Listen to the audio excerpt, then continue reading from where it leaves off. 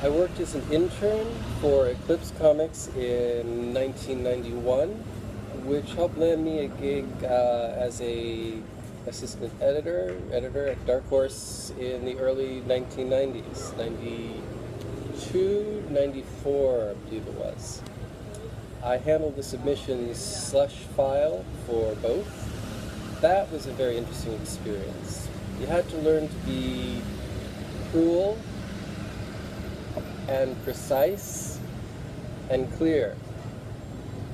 I've often thought about writing a book or some articles about the whole submissions process. There's some crazy things that happen, but most of these are actual people with actual lives and actual feelings, so have to be careful, really careful about that. When somebody sends in what they really deeply believe is their outpouring from their heart. So you got to be, you got to really just lay it on the line and say, this works, this doesn't, thank you, here's your self-addressed stamped envelope, goodbye. And maybe 1% of them would get picked. That was usually like a side gig in addition to the actual work of editing and getting comics out in whatever way possible. I met some amazing people at both jobs. You know who you are. Too many to name and give shout-outs. It would be a shout-out of like 5 minutes. I was editing comics during the day and getting small press goodies in the mail when I would come home to my little apartment. I was living at a nunnery in Portland at first, before I managed to get an apartment in the northwest Portland.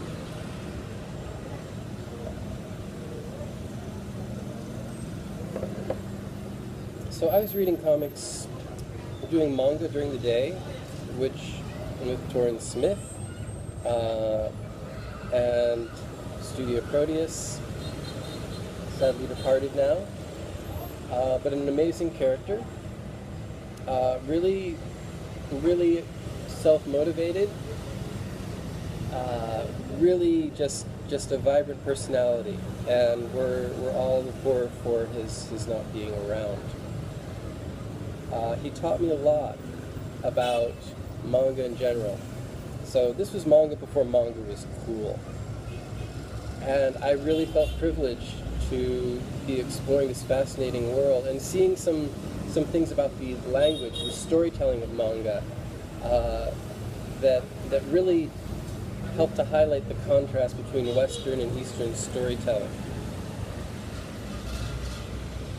So I'd come home in the evening and kind of digest what I'd done and read books like Jenny Zervakis' Strange Growths, John Porcelino's King Cat, A-Girl, Julie Doucet, anthologies. So I was, and the other people at work were conscious of these things too, but at the time the Xeric grants were just coming in.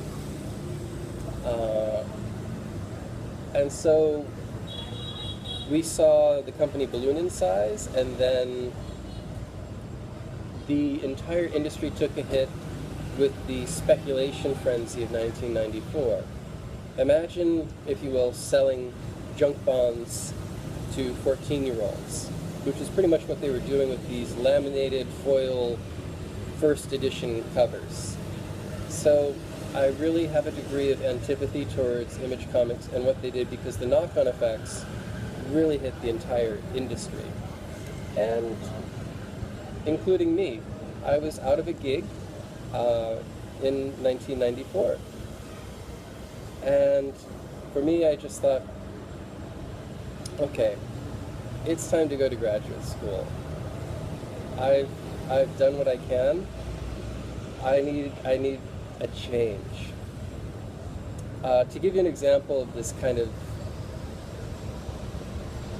thinking I was having at the time, at one point I was wearing a suit and a tie. I was repping the brand, at WonderCon, and opposite us was a living room. The collective Puppy Toss from Berkeley had gotten furniture from, looked like an old Goodwill store, maybe it was their own furniture, but they'd set up a little reading room with racks of comics, their own, lots of goodies, across the aisle from us.